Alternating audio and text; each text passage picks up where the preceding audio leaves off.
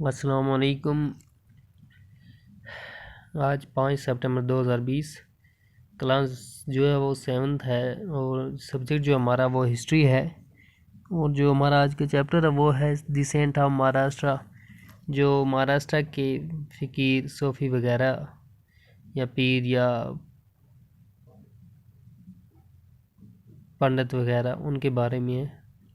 From 13th to 17th century, Maharashtra saw a great number of saint poets who sang in simple Marathi continue to inspire people.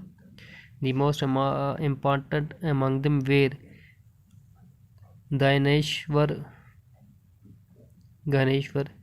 Namdev, Eknath and Tukaram, as well as women like Sakhubai and the family of Chokamela, who belong to the untouchable Mahar caste. This regional tradition of bhakti focused on the Vithala, a form of Vishnu temple in Madharpur, as well as on the notion of a personal God residing in the heart of the people.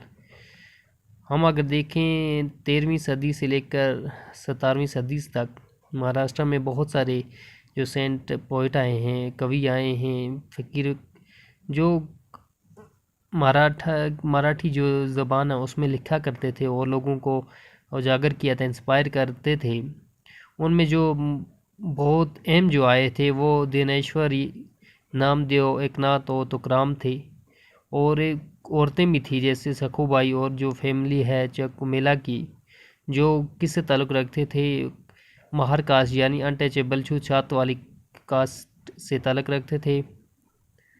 और जो ये regional tradition था, वहाँ का रस्म थी, वहाँ की भक्ति जो वो फोकस किस पे करती थी, विथाली एक किस्म का विष्णु मंदिर है पंधारपुर पे, और जो उनका गार्ड था वो उन लोगों के दिलों में रहता था। These saint point reject all form ritualism, outward display of poetry and social difference based on birth. In fact, they even rejected the ideas of renunciation and preferred to live with their families, earning their livelihood like any other person, while humbly serving fellow human beings in need. A new humanist idea emerged as they insist that bhakti lay in sharing other pains. और जो ये Saint थे, जो ये फ़कीर लोग थे, वो रिजेक्ट करते थे, इनकार करते थे हर किस्म की जो रस्मी रिवाज हैं उनसे, और जो तकवा है और जो सोशल डिफरेंस है, समाजी दूरी है जो पैदाइशी तौर पे होती है, और वो ये रिजेक्ट करते थे जो आइडिया ऑफ रिनसेंसेशन का है, दुनिया तर्क करने का, उसको भी। और वो प्रेफर करते थे अपने फैमिली के साथ रहने में, उनके साथ काम काज करने में, उनके लिए कुछ कमाने में और दूसरों लोगों के साथ रहने में। और वो लोगों की खिदमत के लिए भी बहुत ज़्यादा कहते थे। उनका कहना था कि लोगों का जो सर्विंग, दूसरे जो इंसान हैं वो उनके लिए ज़रूरी हैं।